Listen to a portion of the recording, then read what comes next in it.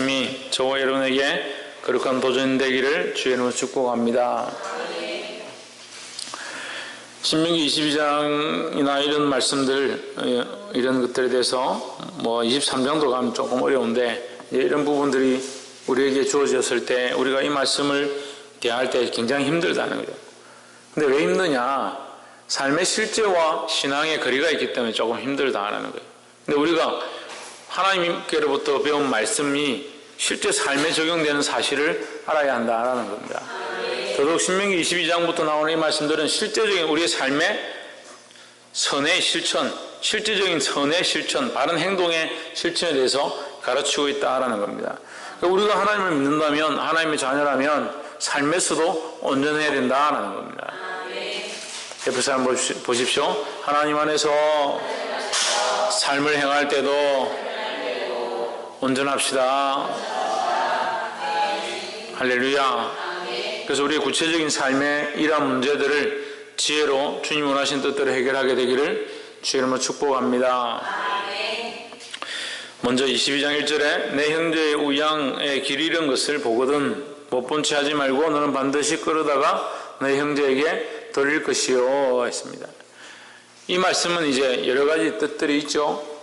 탐내지 마라. 네가 마음대로 빼앗지 마라. 길을 가고 있는데 우양은 이제 그 사람의 재산이니까 그것이 없어졌으면 그 사람들 찾게 될 건데, 보통 이게 목축업을 하니까 양을 잃어버리면 그 양을 찾겠죠. 어디 갔는지 찾게 되는데, 그 양을 너희가 함부로 취해서 먹거나 잡아먹거나 너희가 가져가지 말라. 이것은 이제 탐내지 말고 이것을 빼앗지 말라는 이제 계명과 연결되어 있습니다. 근데 우리는 이것이 더 실제가 되어서 여기서 나오는 것과 같이 그 이웃이 가지고 있는 것을 빼앗는 것이 아니라 누구인지 몰라도, 그 주인이 누구인지 모른다 하더라도 2절에 내 형제가 내 것을 멀거나 혹 내가 그를 알지 못하거든 그 짐승을 내 집으로 끌고 와서 내 형제가 찾기까지 내게 두었다가 그에게 돌릴지니 했습니다. 좀 더 적극적인 선을 말하는 거죠.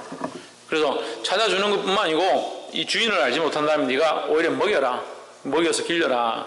그래서 우리가 선을 행하되 낙심치 말라는 말은 선을 한번 행하고 낙심하지 않으라 이 말씀이 아니라, 선을 한번 행하고 그 문제가 해결되지 않는다 하더라도 또한 선을 또 행하고, 그리고 또 문제가 해결되지 않는다 하더라도 또 선을 행하고, 그래서 지속적인 선을 얘기하는 겁니다. 그래서 우리는 이 선한 행실에 대해서 한 부분만 선한 행실을 했기 때문에 내가 억울하다라고 할 필요가 없이 우리는 끝까지 선한 행실을 보여야 한다라는 거죠. 그럼 이것을 우리에게 또 영적으로 적용할 수도 있습니다. 영적으로 적용하면 어떻게 되느냐? 이런 영혼이 있다, 이런 자가 있다, 잃어버린 영혼이 있다. 그러면 우리가 그 영혼을 어떻게 하나님께로 돌아오게 하는 일들을 우리가 해야 한다라는 거죠. 우리에게 잃어버린 자가 있을 것이고, 또 다른 사람에게 잃어버린 자가 있을 것이고, 또한 교회로 치면 이 큰 사람 교회에서 잃어버린 영혼이 있을 거고, 또한 다른 교회에서 방황하는 영혼들이 있을 거라는 거죠. 그럼 그 영혼들을 우리가 마음대로 어떻게 하지 말고, 그냥 세상에 속해라, 네 마음대로 살아라 하지 말고 그들을 어디로? 그리스도에게로 인도해야 된다는 거야.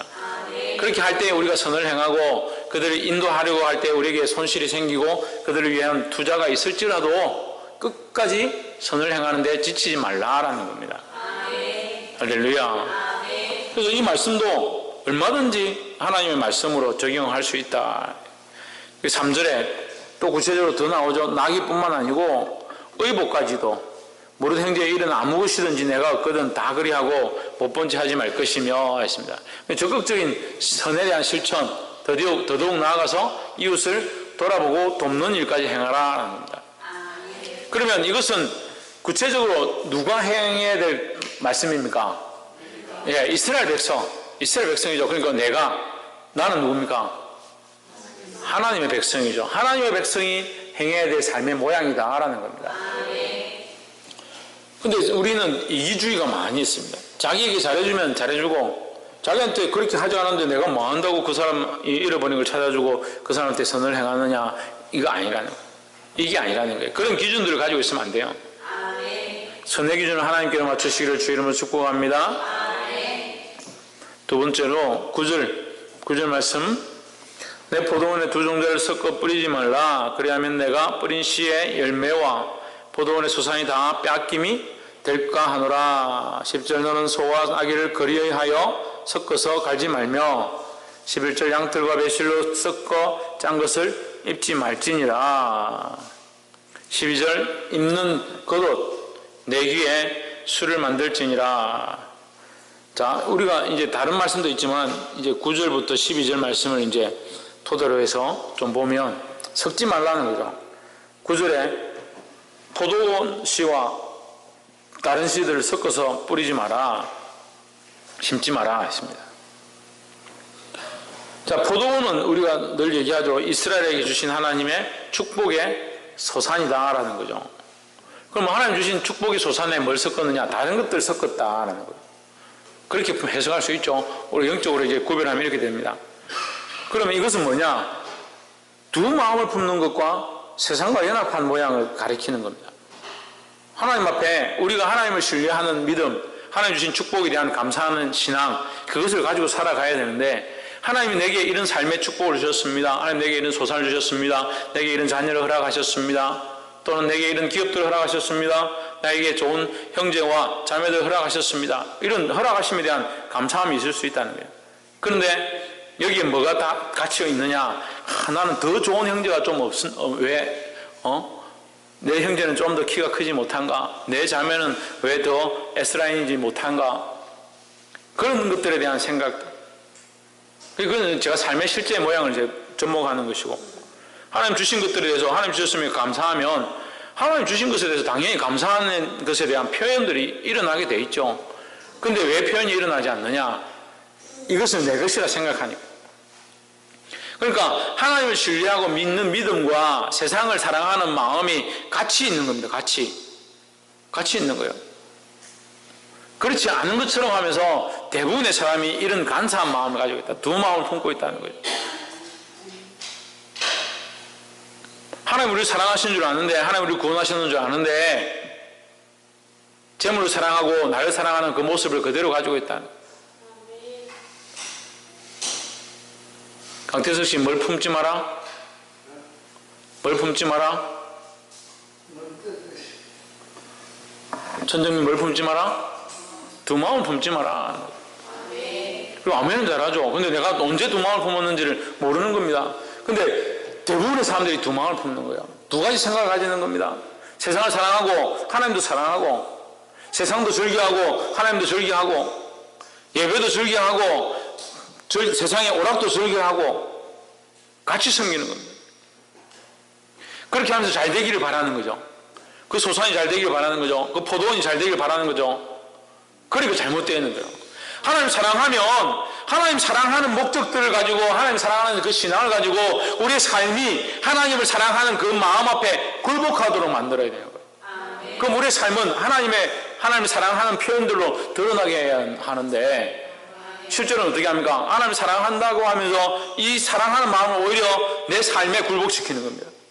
삶은 자기 나름대로 열심히 사고, 자기에게 잘해준 사람한테 잘해주고, 자기한테 못해준 사람 싫어하고, 자기 유익이 되면 열심히 하고, 그렇지 않으면 필요가 없고. 그러니까 두 마음을 품은 거예요. 하나님 사랑한다 하면서 여전히 세상과 짝한, 세상에서 가지고 있는 그 기본적인 지식들과 습성들을 가지고 하나님을 섬기고 있다. 그럼 세상에 가진 그런 습성과 지식을 가지고 있었으면, 하나님 우리에게 자녀를 허락하셨고 구원을 허락하셨고 생명을 허락하셨으면 어떻게 하나님 앞에 빈손으로 나오고, 어떻게 하나님 앞에 감사하지 않을 수가 있고, 자기 삶의 여러 가지 문제들 앞에서 하나님께 엎드리고 하나님 앞에 영광 돌리지 못하냐는 거예요. 힘들면 하나님 앞에 엎드려서 하나님 뭐 해주십시오, 뭐 들어주십시오, 그런 건 잘하는데 뭐 이루어졌으면 감사할 줄 아는 거예요. 왜 그럴까요? 이게 두 마음을 품네, 두 마음을. 깨달아게 되기를 주 이름으로 축복합니다. 옆에 사람 보십시오. 두 마음을 버립시다. 두 마음이 뭐예요? 네, 하나님과 세상을 짝하게 섬기는 거죠. 보게 되기를 주 이름으로 축복합니다.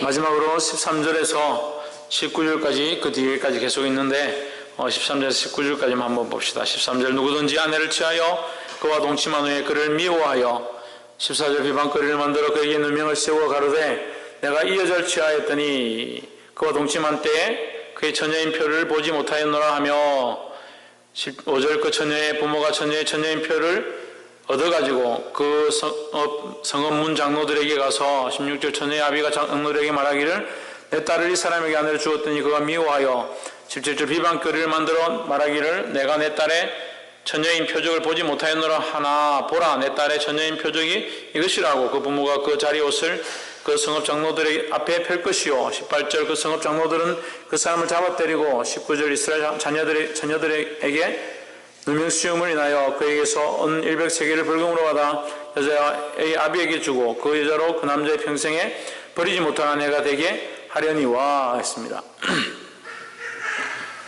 이 말씀은 뭐 그렇게 어렵진 않아요. 근데 이것이 과연 왜 여기 성경에 기록됐는가? 이게 이제 문제죠. 남자와 여자가 이제 결혼을 했는데 첫날 밤 이제 같이 함께 자는 겁니다. 이불을 깔고 같이 잤는데 남자가 자고 나니까 여자가 마음에 안 드는 거예요. 그러니까 자매들은 조심해야 돼요. 남자들한테 함부로 이게 손도 내밀지 말고 입술도 내밀지 말고 함부로 이렇게 육체적인 그런 것들 허락하면 안 돼요. 남자들은 이게 다 그렇진 않지만 하여튼 이렇게 취하고 나면 싫어지는 사람들이 많이 있어요. 그래서 성경에도 그런 사람 많이 나오죠. 처녀를 디나입니까? 그거 취하고 나서 갑자기 마음이 싫어지고. 디나가 아니구나. 디나가 아니고 압살롬의 형제인데 그 배다른 여자 동생을 갖다 억지로 이제 강간하고 나서 마음이 미워해가지고 싫어하게 되는 그런 장면이 나오죠. 남자들은 이제 들어갈 때 다르고 나올 때 다르다. 그래서 그런 말이 있는 거예요. 그러니까 믿지 마세요. 그 형제들은 자매들도 믿지 마세요. 자매들도 이게 변덕이 줄 것 뜻이어가지고 자매들 믿을 게 못돼요. 그 목사님 형제는 자매 믿지 말고 자매는 형제 믿지 말면 어떻게 합니까? 어떻게 하기는 하나님 믿으면 되지. 그러니까 서로 육체에 대해서 신뢰하지 마라. 이 믿지 말라는 것은 그 사람을 믿지 말라는 게 저는 여러분 믿습니다. 그 사람에 대한 육체는 연약해서 육체는 변덕스럽고 힘들고 아프면 또 이게 마음이 변하고 이렇게 하기 때문에 육체를 신뢰하지 마라. 육체를 신뢰하지 마라. 그러니까 자고 일어나서 남자가 마음이 딱 바뀌어가지고 이 여자 싫다. 그래서 핑계를 대기를 이 여자 처자 아니라서 내가 같이 안 살겠다, 못 살겠다 이렇게 하니까 시부모, 친정 부모들이 걱정이 돼가지고 이걸 자기들이 챙겨놓고 이부자리를 챙겨놓고 그 이부자리를 들고 와서 장로들 앞에서 봐라 이 처녀라 표시가 있지 않느냐. 만약에 표시가 있으면 이제 이건 한 사건이 아니에요. 이제 예시를 드는 거예요. 표시가 있으면 누가 이기고 여인이 이기고 여인이 이겨서 그 남자는 맞고 돈도 벌금도 내고 평생 이 여자와 살아야 되고 20절에 또 나옵니다. 그 일이 참되어 이 남자의 말이 맞아서 처녀가 아니면 21절 처녀를 그 집 문화에서 끌어내고 돌로 쳐 죽여라네. 하나님 잔인하다. 돌로 쳐 죽이기까지 그렇게까지 할 거 있느냐. 돌로 쳐 죽이고 안 죽이고에 중요한 게 아니에요. 실제로 하나님께서는 이 생명에 대한 고귀함들을 계속 말씀하십니다. 그래서 죽이고 안 죽이고를 얘기하는 것이 아니라 여기에 있는 핵심은 뭐겠습니까? 순결합니다. 순결. 여기에 있는 핵심의 키는 순결입니다. 살고 죽는 것이 있다면 살고 죽는 것의 핵심의 키는 뭐냐? 순결이라는 거예요. 그럼 이것이 우리의 영적인 도전들이 되는 거죠. 우리가 하나님 앞에서 사는 방법, 하나님 앞에서 승리하는 방법은 뭐냐? 순결함이라는 거예요. 세상과 짝하지 아니하고 죄와 짝하지 아니하고 사단과 기뻐하지 아니하고 세상의 정욕을 따라가지 아니하고 하나님 안에서 믿음의 순결을 지키는 겁니다. 이것을 지키는 것이 승리의 비결이라는 거예요. 이거 빼고 육체도 세상을 향해서 가고 자기 즐길 거 다 즐기고 그렇게 하면서 여전히 우리는 하나님의 자녀고 승리할 수 있고 충분히 이길 수 있고 구원을 받을 수 있고 거짓말이라는 거예요. 누가 그렇게 가르치냐? 자기 안에서 그런 생각들이 많이 일어나죠. 아유, 좀 이렇게 하면 어떠냐? 많이 일어나죠. 자기가 자기에게 속죠. 근데 그 소리는 어디서 왔느냐? 사단에게서 온 겁니다. 네가 그렇게 한다고 해서 구원에서 멀어지겠냐? 구원에서 멀어집니다. 그렇게 계속 해보십시오. 당장은 괜찮을지 모르겠죠. 시간이 흘러가면 구원도 잊어버리고 하나님도 잊어버리고 다 잊어버립니다. 목사님 무슨 근거로 그렇게 얘기합니까? 여러분들 여기서 믿음으로 살다가 방언하고 예언하고 하나님 나라 바라보고 소망하던 자들 세상으로 짝하고 떠나간 친구들 있어요.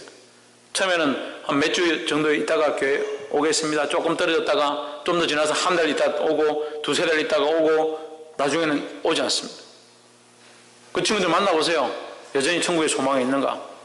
처음에 몇 주 빠지고 교회 왔을 때는 그래도 우리는 나는 하나님 믿습니다. 몇 달 빠지고 와서 그래도 난 천국 갈 겁니다. 지금 만나보세요. 천국 갈 건지 하나님 믿고 있는지. 제 말 틀렸나? 우리에게서 그런 증거들이 많이 있었습니다.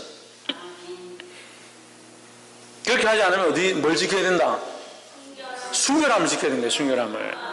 그럼 다 연결되죠. 이것이. 하나님 안에서 순결함을 지키는 것은 뭐와 짝하지 않는 것이다? 세상과 짝하지 않는 것이라는 거예요. 두 마음을 품지 않는 것이라는 겁니다. 두 마음을 품지 않았다고 하나님 안에 있다라고 생각하지만 우리가 이 주체가 바뀌어서 세상을 사랑하는 것이 올라와 있다면, 세상을 사랑하는 것이 더 높아져 있다면 그것은 두 마음을 품은 자의 모습이라는 거예요.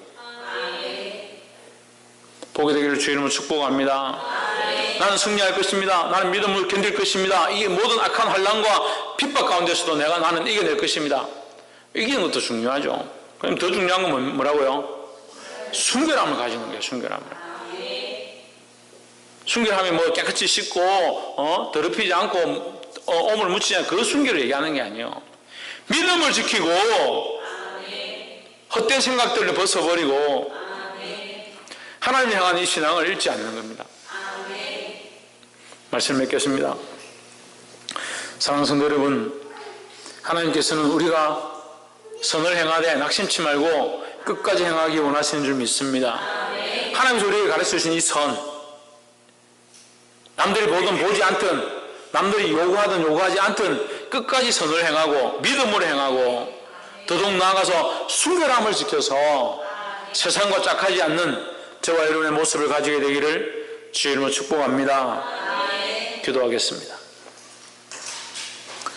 이 시간 말씀을 기억하면서